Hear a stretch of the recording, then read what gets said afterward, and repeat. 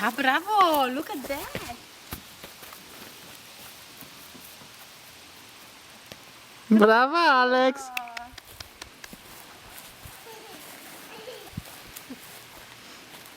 Ok, way to go!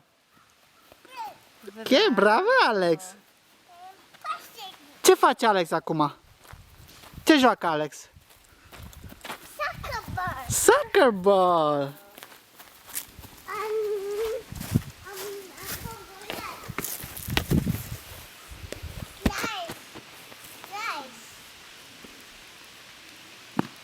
O, du-te tu, mă, ia să vedem. Oh my god! Oh no!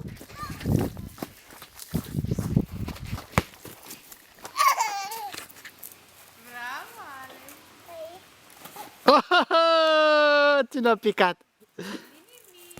Bravo! Așa!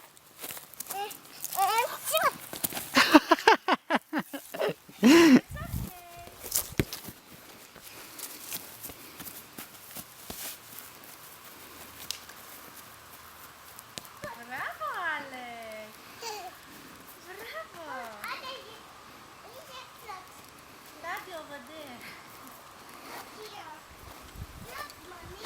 Asta e de jucărie, dar ții minte că am văzut acolo la lac, în intru. Oh, nu, stai că se desfăcut și redul. Oh, oh.